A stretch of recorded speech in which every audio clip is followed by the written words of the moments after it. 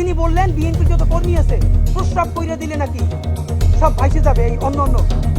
আপনাকে বিনীত অনুরোধ করি, গত 16 বছর আপনারা প্রস্রাব করতে নিষেধ করছে কেনা?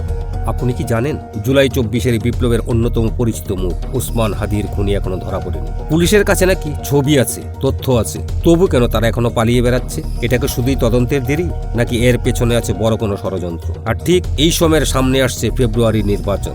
নির্বাচন কি সত্যিই হবে, নাকি দেশ আবার অস্থিরতার দিকে যাচ্ছে? আজকের ভিডিওতে আমরা এইসব প্রশ্নের উত্তর খুঁজব। শেষ পর্যন্ত দেখবেন, কারণ শেষে আছে এমন একটি তথ্য যা আপনাকে ভাবিয়ে তুলবে। জুলাই 2024 বাংলাদেশের ইতিহাসে এক ভয়ঙ্কর সময়। কোঠা আন্দোলন থেকে শুরু হয়, দেশ জুড়ে ছড়িয়ে পড়ে বিক্ষোভ, রাস্তায় নামে মানুষ, সংঘর্ষ হয়, হাজারো মানুষের প্রাণ হারায়, শহীদের রক্তে রঞ্জিত হয় রাজপথ। এই আন্দোলনে যুব সমাজকে যিনি সামনে থেকে নেতৃত্ব দিয়েছিলেন তিনি হলেন ওসমান হাদি। তার ভাষণ, তার স্লোগান অনেক তরুণকে আন্দোলনের যুক্ত করেছিল, কিন্তু হঠাৎ করেই সব বদলে যায়। হামলার শিকার হন ওসমান হাদি। পরে চিকিৎসার জন্য নেওয়া হয় সিঙ্গাপুরে, কিন্তু সেখানে তার মৃত্যু হয়। প্রশ্ন উঠতে থাকে, এটা কি সত্যি পরিকল্পিত হত্যা?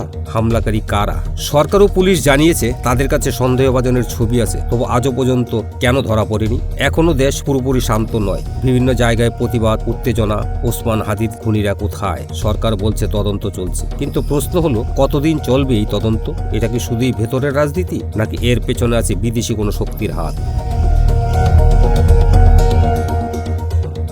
একটি চাঞ্চল্যকর তথ্য শোনা যাচ্ছে, খুনিরা নাকি দেশ ছেড়ে পালিয়েছে। তাহলে তারা পালাতে পারলো কিভাবে? অন্তর্বর্তী সরকার প্রধান ডক্টর মোহাম্মদ ইউনূস বলছেন 12 ফেব্রুয়ারি নির্বাচন হবে। সংবিধান নিয়ে গণভোটের কথাও এসেছে, কিন্তু প্রশ্ন হলো নির্বাচন কি সময় মতো হবে, নাকি অস্থিরতার কারণে আবার পিছিয়ে যাবে? এখানে আসে সবচেয়ে বড় টুইস্ট। সূত্র বলছে ওসমান হাদির খুনের ঘটনা নাকি নির্বাচনের সাথেও জড়িত। এটা কি এমন একটা পরিকল্পনা যাতে দেশ অশান্ত থাকে আর নির্বাচন না হয়? আপনি কি মনে করেন? কমেন্টে জানান, নির্বাচন হবে না হবে না? প্রশ্ন অনেক, উত্তর এখনো পরিষ্কার নয়, কিন্তু একটাই কথা, আমাদের দরকার শান্তিপূর্ণ আন্দোলন, খুনিদের বিচার, কিন্তু আর কোনো রক্তপাত নয়। নির্বাচন হলে নতুন বাংলাদেশের সম্ভাবনা আছে, আর যদি না হয় তাহলে ভবিষ্যৎ নির্ভর করবে আমাদের সিদ্ধান্তের উপর।